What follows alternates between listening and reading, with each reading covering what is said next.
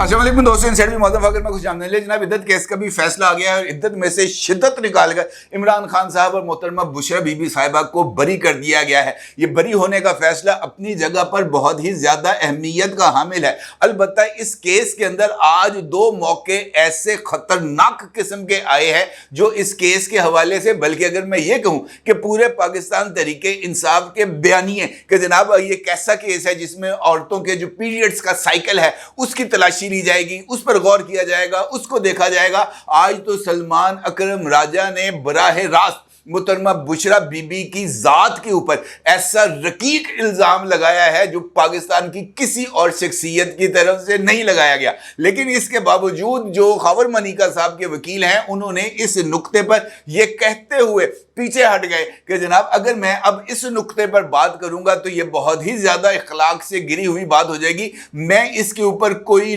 Remarks नहीं दूंगा। अलबत्ता जनाब सलमान अकरम राजा साहब ने आज अपने पैरों के ऊपर कुल्हाड़ी मांग ली। वो रिमार्क्स कौन से हैं, इस केस के असरात क्या होंगे, क्या इस केस के फैसले के बाद मोहतरम इमरान खान साहब जो हैं वो उनको जेल से रिहाई मिल जाएगी, इस सारी सूरत हाल पर आपके साथ बात करूंगा। लेकिन उससे पहले दो खबरें आपके साथ शेयर करना बहुत ही ज्यादा जरूरी है, क्योंकि इन दो खबरों के ताल्लुक भी किसी ना किसी तरीके से जाकर जनाब इमरान अहमद खान नियाजी हाल मुकीम अडयाला जेल से मिलते हैं। खासतौर पर आज अडयाला जेल के अंदर दो इंपॉर्टेंट पेशरफ्त हुई। एक तो 190 मिलियन पाउंड्स केस के हवाले से इमरान खान साहब की समाअत थी और वहां पर इमरान खान साहब ने आज फिर मीडिया के साथ गुफ्तगू की। दूसरी जानिब अडयाला जेल के जो सुपरटेंडेंट हैं असद वड़ाइद साहब, उनका तबादला कर दिया गया है और उनको अडयाला से मुंतकिल कर दिया गया है, ट्रांसफर कर दिया गया है साहिवाल। और अब वो साहिवाल की जो है ना एक जिसे हम कह सकते हैं कि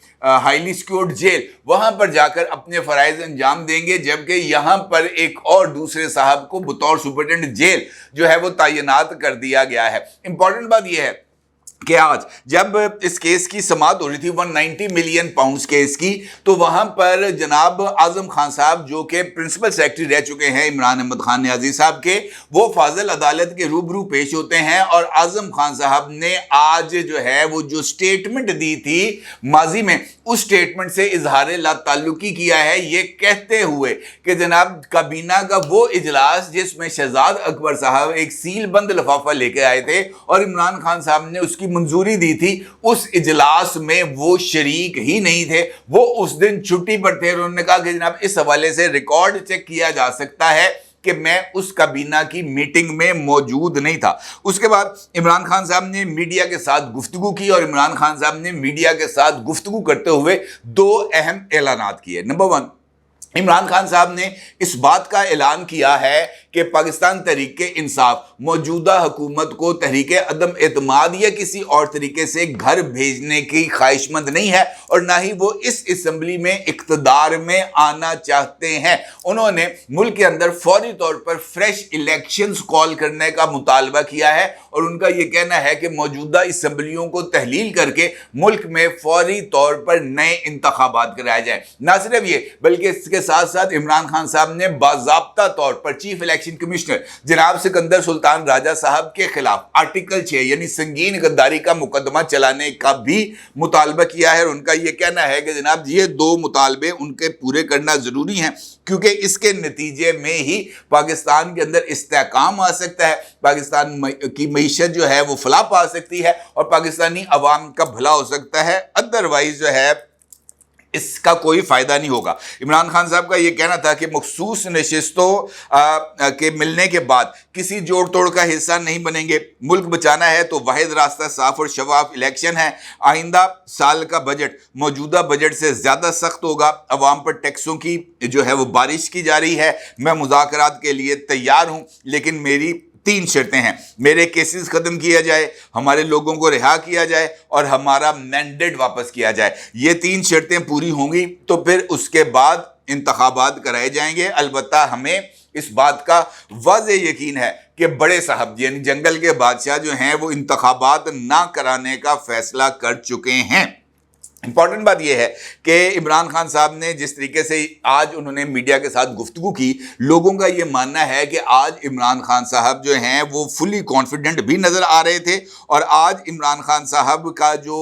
لیول تھا, ان کا جو مسکراہٹ تھی چہرے پر, وہ اس بات کی طرف اشارہ کر رہی تھی کہ ان کو آج عدت کیس کے فیصلے کا بھی امکان ہے, اور ان کو اس بات کا یقین بھی ہے کہ جناب عدت کیس میں ان کو رہائی مل جائے گی, اور پھر ایسا ہی ہوا. البتہ عبدالغفور انجم صاحب کو نیا سپرنٹینڈنٹ اڈیالہ جیل تعینات کر دیا گیا ہے, اور عبدالغفور انجم صاحب کے بارے میں رائے یہ پائی جاتی ہے کہ یہ بڑے سخت گیر قسم کے جیلر ہیں. ان کی جو ہے وہ کسی کے ساتھ کوئی رعایت نہیں کرتے, اور کچھ لوگوں کا یہ ماننا ہے کہ جناب اسد وڑائی صاحب کو تبدیل کر کے عبدالغفور انجم صاحب کو اڈیالہ جیل میں تعینات کرنے کا مقصد اور اس کے علاوہ کچھ نہیں ہے کہ وہ جو ہے نا عمران خان صاحب کو اصل جیل کا مزہ چکھایا جائے. لیکن ابھی عمران خان صاحب کے لیے اصل جیل کا مزہ چکھنے کا ٹائم نہیں ہے, کیونکہ اس وقت عمران خان صاحب کسی مقدمے کے اندر سزا یافتہ نہیں ہے. ہر ایک مقدمہ جو عمران خان صاحب پر دائر کیا گیا تھا یا جس کے اندر ان کی کنوکشن کی گئی تھی, وہ تمام کی تمام جو سزائیں ہیں وہ یا تو معطل ہیں یا کالا دم قرار دی جا چکی ہیں. اب عمران خان صاحب کے جو اس وقت جیل میں مزید قیام ہے وہ صرف مقدمات کی حد تک ہے, اور خاص طور پر ابھی ان کے جیل میں رہنے کا یقین اس وجہ سے بھی ہے کہ ان کی 9 مئی کے واقعات میں جو ضمانتیں تھیں وہ کینسل کر دی گئی تھی, اور ضمانتوں کا مسترد ہونا عمران خان صاحب کا جیل میں رہنے کا سبب بنے گا. اب کس طریقے سے اس معاملے کو طول دے کر عمران خان صاحب کو جیل میں رکھا جا سکتا ہے, اس حوالے سے بھی ایک اہم انکشاف سامنے آیا ہے. آپ کو یاد ہوگا کہ عمران خان صاحب کی طرف سے توشہ خانہ کیس میں جو ان کو طلبی کے نوٹسز جاری کیے گئے تھے, اس حوالے سے ایک درخواست دی گئی تھی, اور آج اس میں کچھ زیادہ پیش رفت ہوئی ہے. انوکھی اور دلچسپ قسم کی یہ پیش رفت ہے. چند دن پہلے عمران خان اور بشرا بی بی کی نیب کی نئی توشہ خانہ انکوائری میں طلبی کے نوٹسز کو غیر قانونی قرار دیتے ہوئے کالا دم کرنے اور کیس ہائی کورٹ میں زیر سماعت ہونے تک عبوری ریلیف یعنی نیب کو کارروائی سے روکنے کی درخواستوں کے متعلق جو ہے وہ دائر کی گئی تھی اسلام آباد ہائی کورٹ میں. اسلام آباد ہائی کورٹ نے ان درخواستوں کے اوپر کوئی کارروائی نہیں کی, جس کے بعد ارلی ہیئرنگ کے لیے ایک اور درخواست دائر کی گئی اسلام آباد ہائی کورٹ میں. اچھا, پیش رفت یہ ہوئی ہے کہ اسلام آباد ہائی کورٹ نے اس ارلی ہیئرنگ کی درخواست پر عمران خان اور بشرا بی بی کے کیس کو ہنگامی نوعیت کا قرار دیتے ہوئے جلد سماعت کے لیے متفرق درخواستوں کو مقرر کرنے کی جو وہ درخواست تھی اس کو نہ صرف منظور کر لیا ہے, بلکہ نیب نوٹسز کے خلاف مرکزی درخواستیں یا ارلی ہیئرنگ کی درخواست دی تھی. مرکزی درخواستیں 17 اکتوبر کو سماعت کے لیے فکس کر دی ہیں, یعنی 3 ماہ بعد. اس کا مطلب یہ ہے کہ عمران خان صاحب کے اکتوبر تک جیل سے باہر نکلنے کے جو راستے ہیں اسلام آباد ہائی کورٹ میں اس کو بند کر دیا گیا ہے, اور ان کے باہر نکلنے کے کوئی امکانات نہیں ہیں. یہ درخواست اب عمران خان صاحب کو ایک جانب مزید کچھ عرصہ جیل میں رکھنے کا سبب بنے گی, وہیں پر عمران خان صاحب کے اس دوران 190 ملین پاؤنڈ کیس میں جو ہے نا سزا, اس کے بھی امکانات پیدا ہو گئے ہیں. اس کا مطلب یہ ہے کہ ایک جانب عمران خان صاحب کو جیل سے نکالنے کی کوشش ہو رہی ہے, اور آپ کو یاد ہوگا کہ میں نے ویڈیو کے اندر آپ سے اس بات کا ذکر کیا تھا کہ سپریم کورٹ ہو یا ہائی کورٹ ہو, ان کی طرف سے دیے جانے والے فیصلے یا ان کی طرف سے ریلیف وہ اس بات کا اشارہ کرتا ہے کہ اس کے اثرات ٹرکل ڈاؤن ایفیکٹس کریں گے اور نیچے تک اس کا جو اثرات ہے وہ سامنے آئیں گے. اور عدت کیس اس کی سب سے بڑی مثال ہے, جہاں پر آج کی سماعت میں کچھ ایسے نکات سامنے آئے جو ایک جانب تو بہت ہی زیادہ جس میں کہہ سکتا ہوں کہ برے تھے. البتہ جو سچویشن تھی وہ ایسی تھی کیونکہ عدت کیس میں سماعت کے دوران سپریم کورٹ کے فیصلے کا بھی ذکر ہوا, اور وہاں پر یہ بات کہی گئی کہ جناب سپریم کورٹ نے سنی اتحاد کونسل کا کیس تھا, لیکن سنی اتحاد کونسل کو ریلیف دینے کے بجائے سنی اتحاد کونسل کا کیس ہی رد کر دیا, اور ایک ایسے فریق کو ریلیف دیا جو اس مقدمے میں موجود ہی نہیں تھا, اس کی طرف سے وہ اپلیکنٹ ہی نہیں تھا, وہ درخواست دہندہ ہی نہیں تھا, اس کو ریلیف دے دیا گیا. تو کیا ایسا ممکن نہیں کہ اس کیس کے اندر جو درخواست دہندہ ہیں خاور منیکا صاحب جو ہے ان جو ملزم ہیں عمران خان صاحب, ان کو ریلیف دینے کی بجائے خاور منیکا صاحب کو ہی ریلیف دیا جائے, اور پھر اس کا مطلب یہ تھا کہ عمران خان صاحب کے نکاح کو فارغ کر کے بشرا بی بی کو توڑ دیا جائے خاور منیکا کے ساتھ. اب اس سارے معاملے کے اندر جو پیش رفت ہوئی وہ ہوئی اس وقت، یہ بات اس وقت سامنے آئی جب سلمان اکرم راجہ صاحب نے عدالت کے روبرو اس بات کا انکشاف کیا کہ چیئرمین یونین کونسل کو نوٹس جاری نہ کرنا کوئی اور جرم ہو سکتا ہے، فراڈ نہیں ہو سکتا۔ طلاق کا نوٹس خاور منیکا نے دیا ہی نہیں تو 90 دن کا سوال ہی پیدا نہیں ہوتا۔ یعنی بشرا بی بی کے وکیل جناب محترم سلمان اکرم راجہ صاحب یہ کہتے ہیں کہ عدت کا سوال اس وجہ سے پیدا نہیں ہوتا کہ طلاق کا نوٹس خاور منیکا نے دیا ہی نہیں۔ تو اگر خاور منیکا نے طلاق کا نوٹس دیا ہی نہیں تو پھر بشرا بی بی کی عدت کا سوال نہیں آتا۔ تو بھائی پھر یہ سوال تو آتا ہے کہ اگر خاور منیکا نے طلاق کا نوٹس نہیں دیا تو بشرا بی بی تو ابھی تک منقوع ہے خاور منیکا کی۔ تو جو بشرا بی بی ہیں انہوں نے کس طرح عمران خان صاحب سے شادی کر لی؟ لیکن یہ جو تمام چیزیں ہیں وہ آگے سے جو ہے نا مسلم فیملی لا کا حوالہ دیا جناب سلمان اکرم راجہ صاحب نے، اور پھر اس کے سیکشن 7 کو پڑھا جس میں لکھا ہے کہ نوٹس لازمی شرط نہیں۔ تو اس کا مطلب یہ ہے کہ اگر ایک طلاق ہوئی تو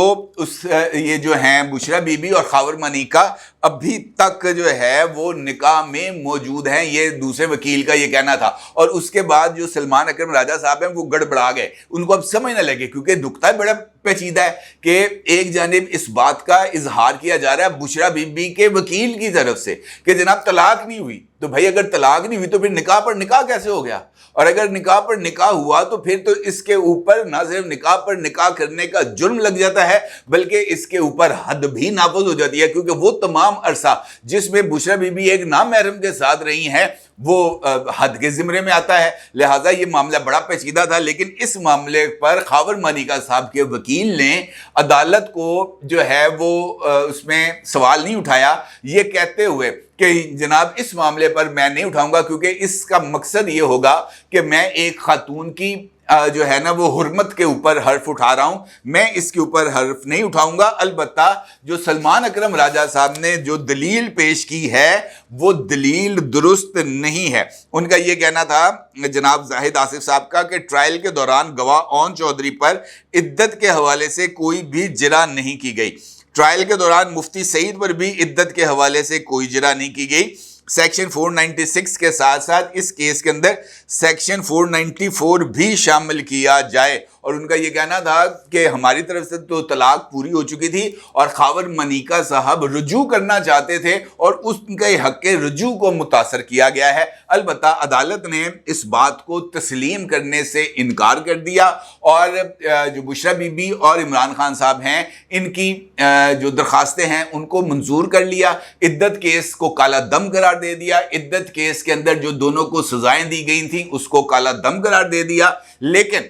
لیکن یہاں پر ٹوسٹ ہے وہ یہ کہ خاور منیکا صاحب نے اس فیصلے کو اور عدت میں نکاح کے معاملے کو اسلامی نظریاتی کونسل کے فورم پر پٹ کرنے کا اعلان کر دیا ہے، اور ان کا یہ کہنا ہے کہ وہ عدت کیس کے اس فیصلے کو وفاقی شرعی عدالت اور اسلامی نظریاتی کونسل ان دونوں جگہوں پر اس کیس کو لڑیں گے، کیونکہ ان کے مطابق یہ عدالت جو ہے وہ کمپیٹنٹ نہیں تھی کہ وہ اس کیس کا فیصلہ کر سکے، کیونکہ یہ ایک خالصتاً شرعی مسئلہ ہے اور اس شرعی مسئلے کو شریعت ہی جو ہے وہ حل کر سکتی ہے، اور اس کے لیے جو علماء کرام ہے وہی ایک بہترین فورم ہے، اور اس کے لیے ان کا یہ کہنا ہے کہ اسلامی نظریاتی کونسل اس حوالے سے ایک بہترین فورم ہے۔ عمران خان صاحب کے لیے اگرچہ یہ ریلیف ہے کہ اب وہ کسی مقدمے میں سزا یافتہ نہیں، لیکن ان کے لیے فوری طور پر جیل سے باہر آنا میرا نہیں خیال کہ ممکن ہے۔ البتہ اس کیس کی روپکار جاری ہونے کے بعد محترمہ بشرا بی بی صاحبہ کی جو رہائی ہے وہ 100% یقینی ہے، اور پھر وہ یہاں سے بنی گالہ منتقل ہو جائیں گی۔ البتہ یہ کیس جو ہے اور اس کی جو ججمنٹ ہے وہ اس بات کی طرف اشارہ کر رہی ہے کہ فیوچر کے اندر ابھی پاکستان کے سیاسی میدان میں اور بھی کئی دھماکے ہونا باقی ہیں، اور یہ دھماکے اب زیادہ شدت اختیار کریں گے کیونکہ جو ریاستی ادارے ہیں وہ عدالتی سرپرستی میں عمران خان صاحب کی بے تحاشا سہولت کاری کرنے جا رہے ہیں، اور یہ سہولت کاری ابھی کم ہوتی ہوئی نظر نہیں آ رہی۔ اب ضرور اظہار کیجیے گا۔ آپ کو بہت شکریہ۔ اللہ حافظ۔